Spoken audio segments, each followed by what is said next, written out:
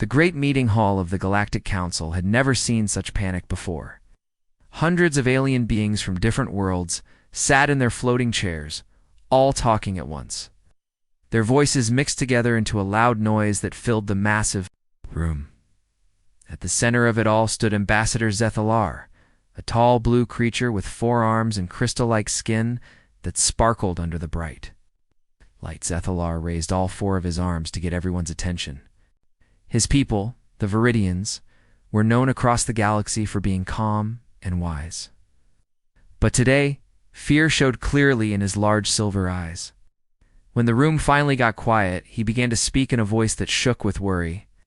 "My friends, we are facing the end of everything we know," he said. The universal translator machines quickly changed his words into hundreds of different languages, so every species could understand. The Void Hunters have returned, and they are stronger than ever before. A wave of worried sounds went through the crowd. The Void Hunters were machines that came from deep space, and they had one simple goal: to destroy all living things and take their worlds. 3 years ago, they had first appeared at the edge of known space. Since then, 12 different worlds had fallen to their endless armies of metal and death. The beautiful water cities of Siren Prime are gone, Zethalar continued, his voice getting sadder with each word. The floating sky palaces of Ethros have been torn from their clouds and crashed to the ground. The great underground kingdoms of Molten Core, where the rock people lived for thousands of years, are now empty holes filled with machine parts. He pressed a button on his control device, and images appeared in the air above the crowd. Everyone could see the destroyed world's planets that once had green forests and blue oceans were now gray and lifeless. Where cities used to stand, only twisted metal remained. Each time we fight them, they learn from our attacks, Zethalar explained. Our weapons worked the first time, but then they change their metal bodies to protect against the same attack. Our battle plans work once, but then they figure out how to beat us the next time. They are like a disease that gets stronger every time we try to cure it. An alien that looked like a giant sea creature raised one of its tentacles. What about the combined fleet? Surely our united forces can stop them? Zethalar's crystal skin grew darker, which meant he was very upset. Admiral Corinth took our greatest warships to meet them at the Zeta system. We had vessels from 15 different worlds, using our best weapons and our smartest battle plans. The fight lasted only 6 hours. He pressed another button, and new images appeared. They showed the remains of the great fleet floating in space like broken toys. Ships that had taken years to build were now nothing but scrap metal, drifting among the stars. "How many survivors?" asked a small furry creature with big ears. 43 ships out of more than 800, Zethalar answered quietly. And the Void Hunters lost nothing. They simply rebuilt any damaged machines using the metal from our destroyed ships. The room fell completely silent. Everyone understood what this meant. If their combined fleets could not stop the Void Hunters, then nothing could. The machines would keep moving from system to system, turning every living world into a dead factory. "There must be something we can do," said a tall, thin alien with green skin. "Some weapon we have not tried, some plan we have not made." Zethalar shook his head sadly. "Our greatest scientists have worked day and night for 3 years. They have tried every type of weapon known to galactic science. Energy beams, explosive missiles, even weapons that tear apart space itself. The machines adapt to everything within hours." A bird-like creature with silver feathers spoke up. "What about asking for help from the Outer Rim territories, perhaps? There are species out there we have not contacted yet. We have sent messages to every corner of known space," Zethalar replied. "Most civilizations are too far away to help, and those that are close enough are preparing to run rather than fight. They have seen what happened to our fleets and know they cannot do better." The room grew quiet again as everyone thought about their hopeless situation. The Void Hunters were only 3 star systems away from the Council worlds now. At their current speed, they would reach the heart of galactic civilization within 6 months. Zethalar looked around at all the different alien faces staring at him. Some were covered with fur, others had scales or feathers. Some breathed air, Others lived underwater, and a few existed as pure energy. But they all shared the same look of fear and desperation. "I am going to send one final message," he announced. "Not just to the known civilizations, but to every corner of space where our signals can reach. Perhaps there is someone out there who knows a way to fight these machines that we have not thought of." He walked to the great communication device at the center of the room. It was a beautiful machine made of crystal and metal that could send messages across the entire galaxy. His 4 hands moved over the controls as he prepared to broadcast. "Humanity's last hope. This is Ambassador Zeth Kaler of the Galactic Council, speaking for all free peoples of known space," he began. "We are facing complete destruction from an enemy we cannot defeat. The Void Hunters are machines that adapt to every weapon, every strategy, every defense we create. They have destroyed 12 worlds and will destroy us all unless someone can. Help." He paused, trying to keep his voice steady. "We are not asking for charity or pity. We are asking for any knowledge, any weapon, any idea that might stop these machines.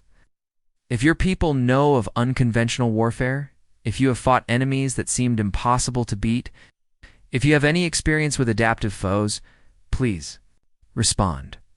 We will share our resources, our technology, our entire civilization with anyone who can help us survive." The message went out across space at the speed of light, racing toward distant stars and unknown worlds. In the great meeting hall, hundreds of aliens waited and hoped that someone, somewhere, might have an answer to their impossible problem. Hours passed with no response. Then days. The Void Hunters continued their slow advance, consuming another mining station and adding its metal to their growing fleet. Hope began to fade as each empty hour brought them closer to the end, far away, in a small monitoring station at the very edge of known space. A human named Captain Jake Morrison was drinking coffee and reading reports when his communication system started beeping. He had been stationed at this lonely outpost for 2 years, watching for any signs of trouble from deep space. Most days, nothing happened at all. He pressed a button to play the message and nearly dropped his coffee cup when he heard the alien voice. For 50 years, Earth had been alone among the stars, thinking they were the only intelligent life in the universe. Now, suddenly, he was listening to dozens of different species, talking about space battles and machine enemies. Jake played the message 3 more times to make sure he understood it correctly. Then he reached for his emergency communication device, the one that connected directly to Earth Command back home. His hand shook slightly as he entered his security codes. "This is Outpost 7 calling Earth Command," he said into the microphone. "I need to speak to Admiral Park immediately. We have a Code 1 first contact situation, and it sounds like someone out there needs our help." As he waited for the response from Earth, Jake looked out at the stars and wondered if humanity was about to meet their new neighbors in the middle of a war. Admiral Lisa Park stood in front of the large screen in the United Earth Defense Council building in Geneva. Behind her, colorful holograms showed star maps and pictures of the alien machines that were destroying worlds far from Earth. The room was filled with the most important military and political leaders from every nation on the planet. Lisa had been in the Space Navy for 30 years. She had fought in the Mars Colony Wars and led the first missions to Jupiter's moons. Her gray hair was pulled back tight, and her blue eyes were sharp as she looked at the worried faces around the table. Today, she was about to suggest something that would change human history forever. "Ladies and gentlemen," she began in a clear, strong voice, "we have been given the greatest opportunity in human history. For the first time since we started traveling to other planets, we have a chance to show the galaxy what Earth can do." Chairman Henry Blake, a thin man with white hair who led the Earth government, leaned forward in his chair. "Admiral Park, I have read the reports from Captain Morrison. These alien races have technology that is hundreds of years ahead of ours. Their ships can travel between stars in days, not months. Their weapons can destroy entire cities with one shot. How can we possibly help them?" Lisa smiled, but it was not a happy smile. It was the kind of smile a wolf might make when it saw prey. "Mr. Chairman, that is exactly why we can help them. These aliens think like civilized people. They follow rules when they fight. They try not to hurt innocent people. They want to save their beautiful cities and preserve their culture. The machines they are fighting have learned to use this against them. She pressed a button on her control pad, and the screen behind her changed to show battle reports from the alien war. "Look at these battles," she said, pointing to the images. "Every time the aliens attack, they do it the same way. They form neat lines of ships. They announce their intentions. They give the enemy time to surrender. They fight like gentlemen having a formal duel." Dr. Emma Watson, a short woman with curly red hair who studied alien life, stood up from her seat. "The machine enemies have learned these patterns," she explained to the room. "Each battle teaches them more about how civilized species fight. They adapt their defenses because they know what to expect." Lisa nodded and changed the display again. Now it showed scenes from Earth's history: soldiers in trenches, planes diving at enemy ships, submarines hiding underwater. "But they have never fought humans," she said. "We're not civilized when we fight. We have spent our entire history learning how to win wars by any means necessary." The room was quiet as everyone looked at the images. They saw pictures of human soldiers using camouflage to hide in forests, digging tunnels under enemy positions, pretending to retreat, and then attacking from behind. They saw weapons designed not just to kill, but to terrify and confuse the enemy. General Carlos Rodriguez, head of Earth's ground forces, spoke from his position near the window. "The Admiral is right," he said in his deep voice. "These aliens fight by rules that make sense to them, but humans learned long ago that rules in war get you killed. We fight dirty because clean fighting loses battles." "What do you mean by fighting dirty?" asked Dr. Sarah Kim, the head of the Science Council. Lisa activated another display that showed Earth's military tactics throughout history. "We use tricks that civilized species would never consider," she explained. "We pretend to be weak when we are strong. We attack at night when enemies expect us to wait for morning. We destroy bridges and burn our own cities rather than let enemies use them. We make the enemy think we are running away, then surprise them from directions they never expected." Commander Alex Torres, a young officer with dark hair and serious eyes, stood up at his workstation. "Our technology might be simple compared to theirs," he said, "but it works in ways they do not understand. While they scan space looking for advanced energy signals and rare metals, our ships use basic heat shields and simple radar tricks. We are invisible to them not because we are more advanced, but because we are more primitive." Chairman Blake looked around the room at all the military officers and scientists. "This sounds very dangerous," he said slowly. "If we fail, we could make enemies of every alien race in the galaxy. If we succeed," Lisa replied, "we become the most respected military force in known space. Think about it, Mr. Blake. Earth has always been alone among the stars. We've spent 50 years exploring empty planets and dead space. Now we have a chance to join a community of intelligent species, not as weak newcomers begging for help, but as the people who saved them all." Dr. Watson pulled up medical scans of different alien species on her tablet. "I have been studying the biological reports from Captain Morrison's first contact," she said. These alien races evolved on peaceful worlds. Their planets have gentle weather, friendly animals, and stable environments. They never had to develop the survival instincts that make humans so dangerous." "What kind of survival instincts?" asked General Rodriguez. Emma smiled as she explained. "Humans come from what scientists call a death world. Earth has ice ages that freeze entire continents, volcanoes that block out the sun, earthquakes that split the ground open, and storms that can destroy cities.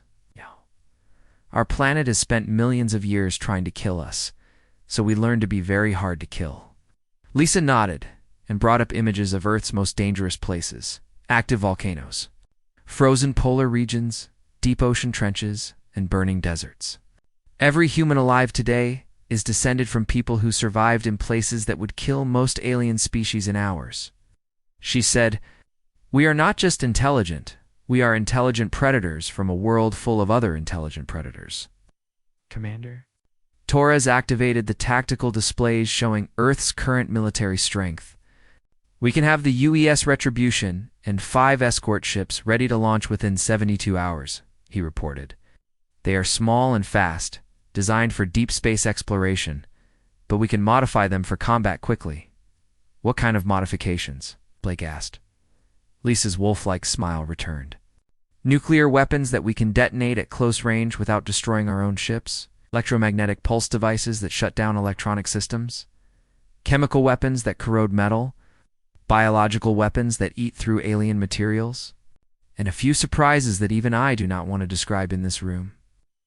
The chairman looked pale. Admiral, some of those weapons are banned by international treaty. Earth treaties, Lisa pointed out, not galactic treaties. And these machines are not human, so human rules of war do not apply to them. We're going to fight them the way our ancestors fought when survival was more important than honor. Dr. Kim raised her hand. What if the alien species are horrified by our methods? What if they decide we are too dangerous to be their allies? Emma laughed, but it was not a pleasant sound, Dr. Kim. They are about to be extinct. When someone is drowning, they do not care if their rescuer has good manners. They just want to live. Lisa looked around the room one more time. I need a decision, she said. Do we stay here on Earth, safe and alone, while an entire galaxy burns? Or do we show the universe what happens when you threaten a species that learned to fight by fighting itself for 10,000 years? Chairman Blake was quiet for a long moment. He looked at the star maps, the alien distress calls, and the faces of the military leaders who were ready to risk everything for people they had never met. How quickly can you be ready? He asked finally. 72 hours, Lisa replied. Blake nodded slowly, then God help us all, launched the fleet. The beautiful crystal world of Chrysa was dying slowly. Ambassador Zeth Kalar stood on the observation deck of the last remaining orbital defense station, watching as the Void Hunter machines stripped away pieces of his home planet's 3 moons. The mechanical ships looked like giant metal spiders hanging in space, their long arms reaching out to grab chunks of rock and metal to feed their endless hunger. Below him in the command center, his people worked desperately at their control stations. Their crystal skin, which normally sparkled with bright colors when they were happy, had turned dull gray with fear and exhaustion. They had been fighting the machines for 6 days now, and everyone knew they were losing badly. Sir, another mining platform has gone silent, reported Tactical Coordinator Vashelin, a young female with 4 arms like all Viridians. Her voice was tired and sad, yet that makes 17 platforms destroyed since yesterday.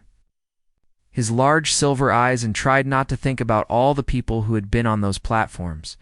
The Void Hunters did not just destroy buildings and machines. They took every living thing they found and turned them into more robots to serve their metal army. Any word from the rescue ships? He asked, though he already knew the answer. The last transport left the system 4 hours ago, Vashelin replied. It was carrying refugees from the southern continent. Ow. Most of our people are gone now, sir. Only the defense crews remain. Through the large windows, Zeth Kalar could see the home he had grown up on. Chrysa had once been covered with cities made of living crystal that grew like trees toward the sky. The crystal buildings changed colors with the seasons and sang beautiful music when the wind blew through them. Now half the planet was gray and silent. The machines had harvested the crystal cities to build more of themselves. Sir, Vashelin called out suddenly, her voice filled with surprise. I am detecting an unknown vessel approaching the system boundary. It is very small, much smaller than any of our ships. Zeth Kalar hurried to the tactical display.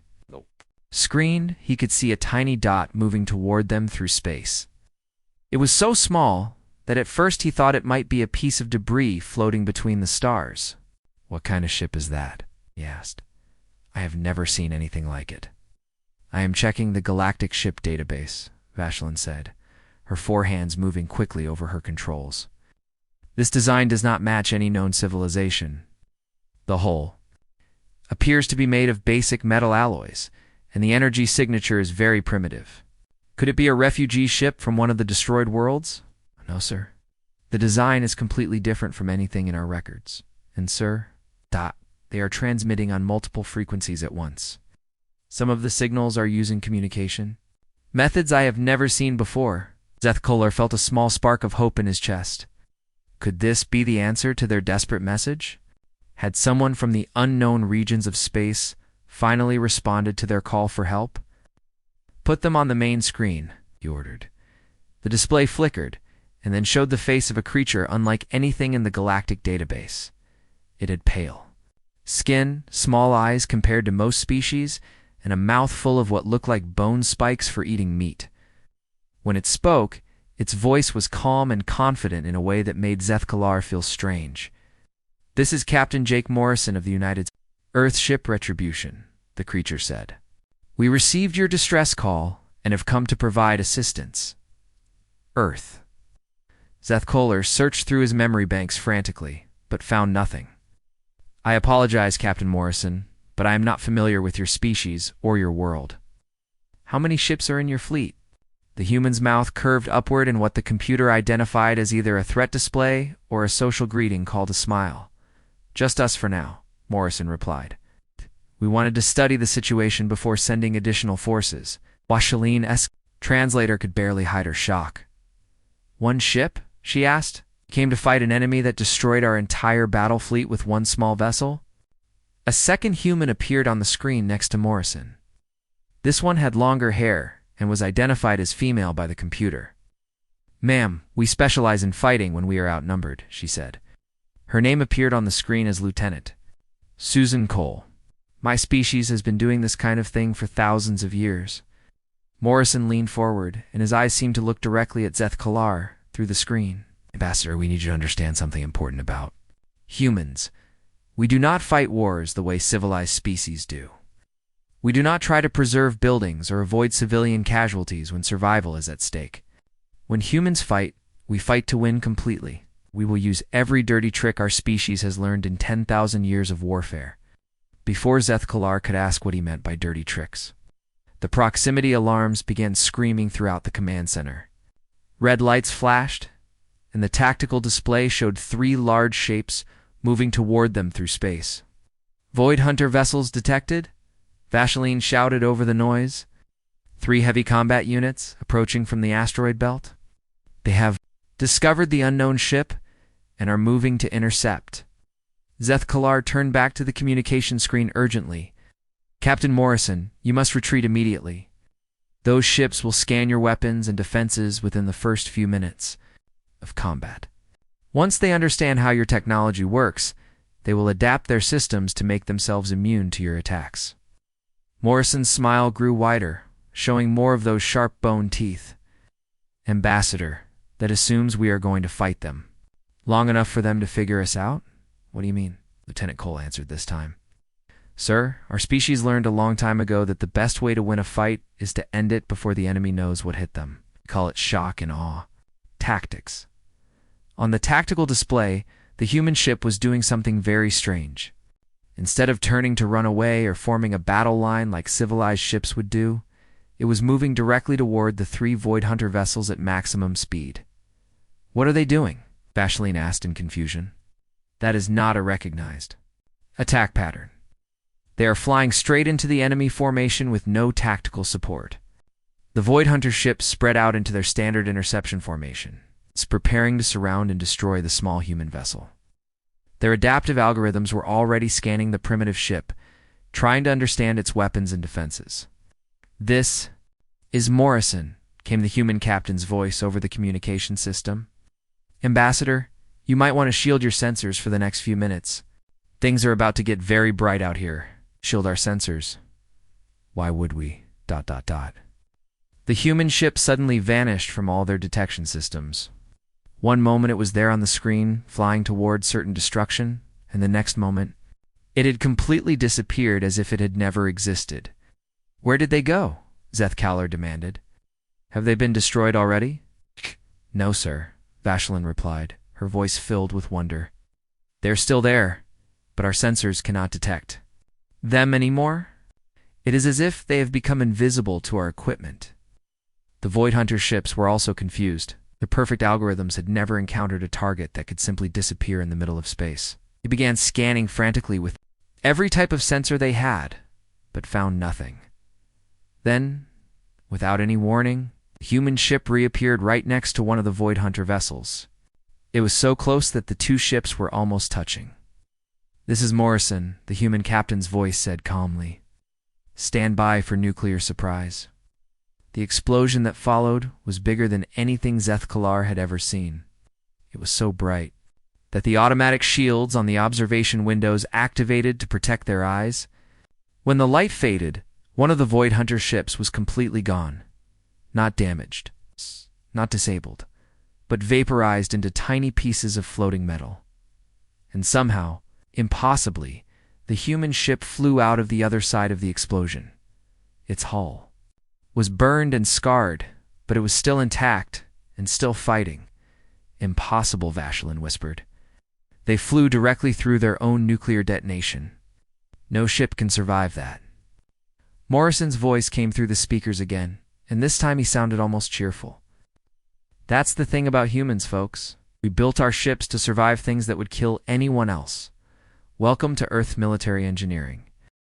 The two remaining Void Hunter ships stopped moving as their computer brains tried to understand what had just happened. In all their years of consuming civilizations across the galaxy, they had never seen anyone crazy enough to fly through their own nuclear explosion. Their adaptive algorithms, which had learned to counter every known military tactic, suddenly had no idea what to expect next. Ambassador Zethkalar watched from his command center as the human ship emerged from the nuclear fire like some kind of metal demon. The UES Retribution looked terrible. Her hull was black with burn marks. Several sections were glowing red-hot, and pieces of metal were floating away from her damaged armor. But she was still flying, still fighting, and somehow still under control. How is that possible? Vashelin asked, staring at her sensor readings. Our computers say that ship should have been destroyed instantly. The radiation levels alone should have killed every living thing inside. Captain Morrison's voice came through the communication system, and he sounded almost happy. Ambassador, the thing about growing up on a death world is that you learn to build things tough. Earth ships are designed to survive in space that tries to kill you every second of every day. Lieutenant Cole's voice joined the conversation. We also wear radiation suits inside our ships during combat, she added. Most civilized species probably never thought they would need protection from their own weapons. Ships began moving again, but now they were acting differently. Instead of the confident attack patterns they had used before, they were moving carefully, keeping their distance from the human vessel. Their scanning systems were working overtime, trying to predict what the humans might do next. That was when the human ship did something else that made no sense to anyone watching. Instead of pressing their advantage or retreating to repair their damage, the Retribution began broadcasting on every radio frequency at once. But it was not sending battle coordinates or tactical information. What is that noise? Glar asked as strange sounds filled the command center. The computer identifies it as music, Vashelin replied, looking confused. But it is unlike any music in our cultural database. The patterns are chaotic and aggressive. Some frequencies are so harsh they register as acoustic weapons. The sound was something humans called heavy metal music, loud, fast, and full of energy. To the Void Hunter machines, it was complete chaos. Their systems, which were designed to find patterns and predict behavior, could not process the random noise flooding their sensors. This is psychological warfare, Morrison explained over the music. We are confusing their pattern recognition systems while hiding our real intentions. But what are your real intentions? Zethkalar asked. He got his answer when the human ship suddenly broke apart in the middle of space. Ow. For a moment, he thought it had been destroyed by delayed damage from the nuclear explosion. But then he realized the ship had been designed to separate into smaller pieces on purpose. Multiple contacts? Vashelin shouted. The human vessel has divided into 6 separate attack craft, each following completely different flight patterns. Chief, Petty Officer Ryan Murphy, took command of one section and immediately dove toward the destroyed remains of the planet's mining stations. His voice came through the radio with a thick accent that the translator had trouble understanding. Using debris field for cover, he reported. These tin cans keep trying to predict where I am going, but I am flying like my drunk uncle at a family reunion. His small craft twisted and turned through the floating wreckage in patterns that made no tactical sense. Every time the Void Hunters thought they had figured out his course, he would suddenly change direction for no apparent reason. The machine's targeting systems could not lock onto something that even the pilot did not seem to know where it was going. Sergeant Kate Wilson piloted another section in a wide spiral that served no military purpose that anyone could see her. Craft spun through space like a leaf in a tornado, sometimes flying backward, sometimes upside down, sometimes spinning in circles, just for fun. Sergeant Wilson, what is your tactical objective? Zethkalar asked, trying to understand the chaos. He was watching. No objective, sir, she replied cheerfully. I am just making it impossible for them to predict what I will do next. Hard to shoot something when you have no idea where it is going. The Void Hunter ships were becoming more confused with each passing minute. Ow. Their adaptive algorithms were designed to learn from enemy behavior, but the humans were not behaving in any way that could be learned from. There were no patterns to study, no logical progressions to analyze, no reasonable tactics to counter. That was when Sergeant Wilson did something that shocked everyone. She suddenly reversed her engine, stopped spinning, fired every weapon her small craft carried at what appeared to be empty space. The energy beams lit up a section of void where nothing should have been, but something was there, cloaked. Void Hunter drone, invisible to normal sensors, exploded in a ball of fire and metal fragments. How did you detect our stealth unit? The mechanical voice sounded confused, almost hurt that its perfect invisibility had been defeated. Wilson laughed, a sound that made even Zethkalar nervous. I did not detect anything, you metal moron. I just figured something as smart as you would try to sneak around behind us. So I shot where sneaky made the most sense. You fired at empty space based on a guess? Vashelin could not believe what she was hearing. Lady, when you have been in as many bar fights as I have, you learn to punch where you think the other guy might be, not where you can see him. The main Void Hunter ships were now completely confused. They had encountered an enemy that used nuclear weapons as close-range tactics, flew through their own explosions, broadcast chaos to hide their real plans, split their forces for no apparent reason, and shot at targets they could not even see based on nothing but intuition. Chief Murphy's voice crackled through the radio as his section popped out of the debris field behind one of the large Void Hunter ships. Got you now, you oversized calculator, he shouted as he opened fire. His weapons were not the advanced energy beams that civilized species used. They were simple explosive missiles, chemical rockets, and kinetic projectiles, primitive by Galactic standards.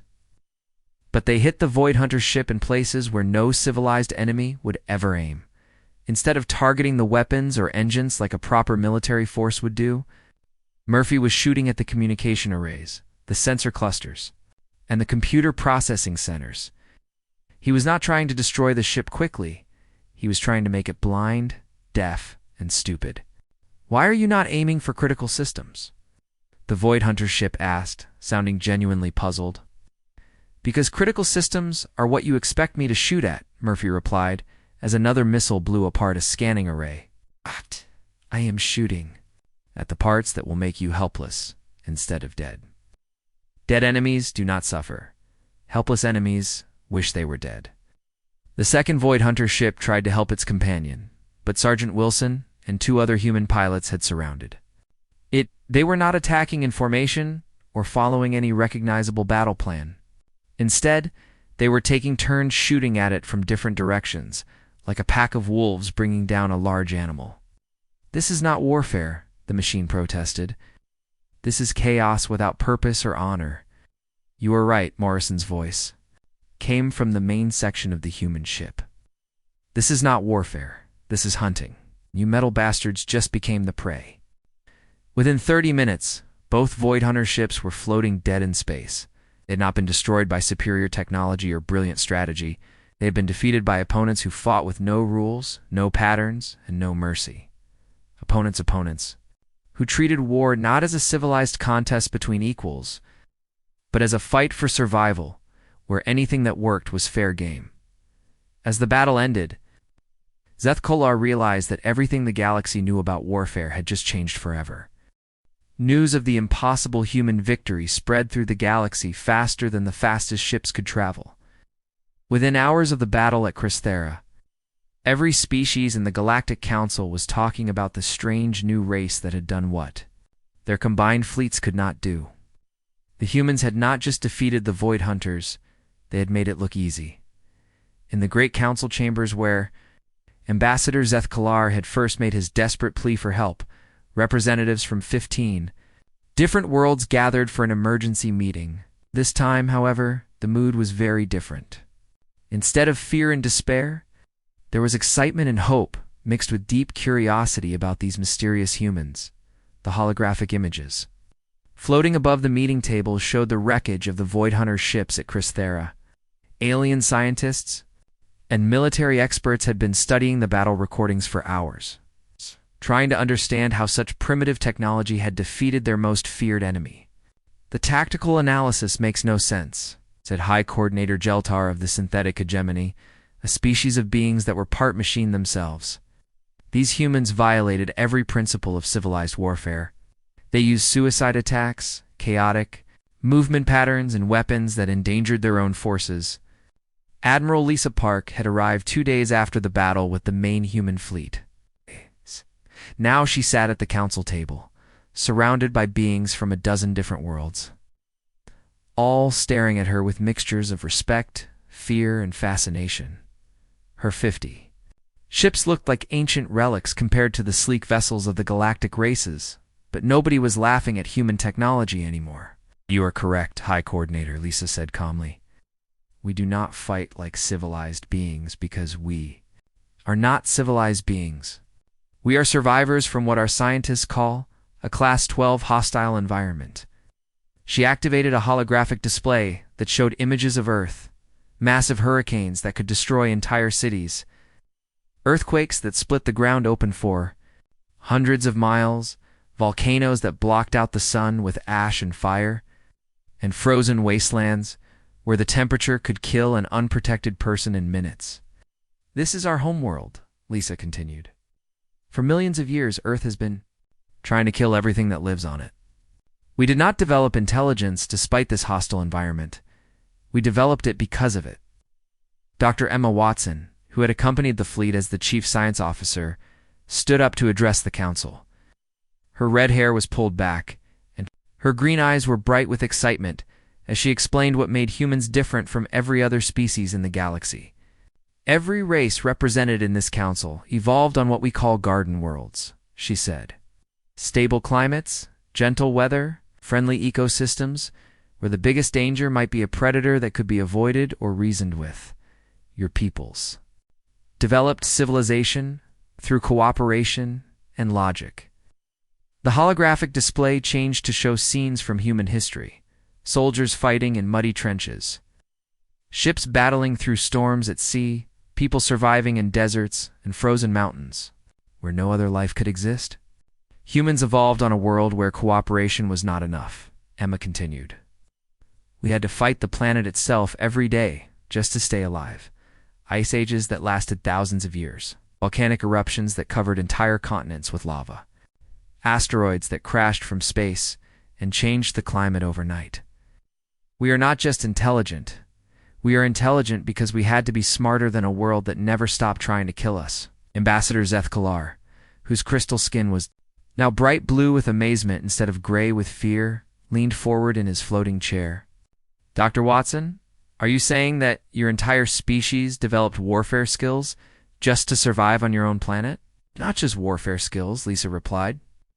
"We developed the ability to adapt faster than our environment could change. When the climate got colder, we learned to make fire and clothing.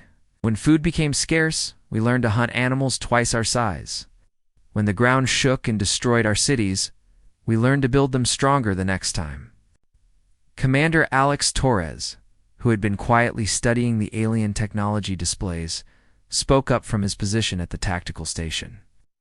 "Every human military innovation came from fighting other humans who were just as desperate, just as adaptable, and just as unwilling to give up as we were.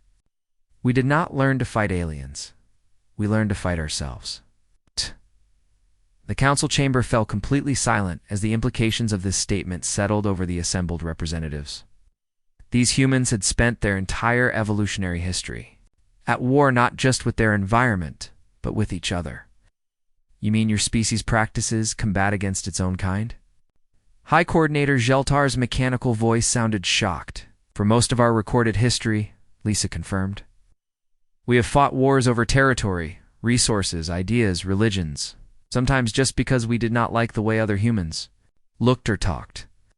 In 10,000 years of civilization, we have developed approximately 14,000 different ways to kill each other efficiently. She activated another display that showed human weapons throughout history, from simple stone axes to nuclear missiles that could destroy entire planets. But more importantly, it showed the tactics that humans had developed: ambushes, sieges, psychological warfare, guerrilla fighting, and strategies designed not just to defeat enemies, but to terrify them into surrender. The Void Hunters adapt to conventional warfare because conventional warfare follows logical patterns, Torres explained. They scan enemy ships, analyze their weapons, study their tactics, and develop countermeasures. But human warfare is not logical. It is emotional, chaotic, and based on principles that make no sense to a rational mind. Captain Jake Morrison, who had been promoted to Commodore after his victory at Chrysa, smiled his dangerous smile as he addressed the council. The machines you have been fighting are like very smart chess players. You can see 50 moves ahead and counter any strategy you can plan. But humans do not play chess when we fight wars. We flip over the board, set it on fire, and beat our opponent with the burning pieces. A small, furry creature with large ears raised one of its tiny hands. Commodore Morrison, what you describe sounds like madness, not military strategy. Are absolutely right, Morrison replied. It is madness.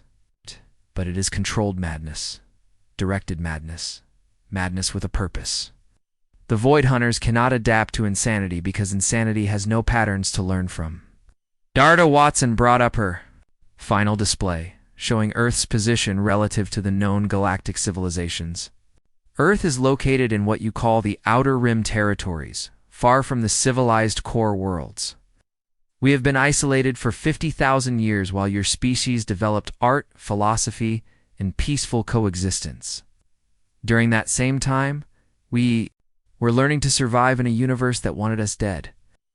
High Coordinator Jeltar processed this information through his mechanical brain for several long moments. When he finally spoke, his voice carried a new tone of respect. Act! What do you require to eliminate the Void Hunter threat permanently? Lisa leaned back in her chair and looked around the table at all the alien faces watching her. We need complete intelligence on their command structure, the locations of their manufacturing facilities, and detailed maps of every system they control. Most importantly, we need you to understand that when humans fight a war, we fight to win completely. What does that mean? Asked Seth Kaller. Morrison's smile returned, and every translator in the room registered it as a threat display. It means number prisoners, no mercy, and no rules of engagement. We are going to hunt these machines through every corner of space, destroy every factory they have built, and show them what happens when they threaten a species that learned survival from a world that spent 4 billion years perfecting the art of killing. As the meeting ended, reports began arriving from across the galaxy. Void Hunter fleets that had been advancing steadily for 3 years were suddenly retreating from 12 different systems. Their adaptive algorithms, designed to learn from civilized warfare, could not calculate responses to the chaotic human tactics spreading through space. For the first time in galactic history, the hunters had become the hunted. The age of human warfare had begun, and the universe would never be the same.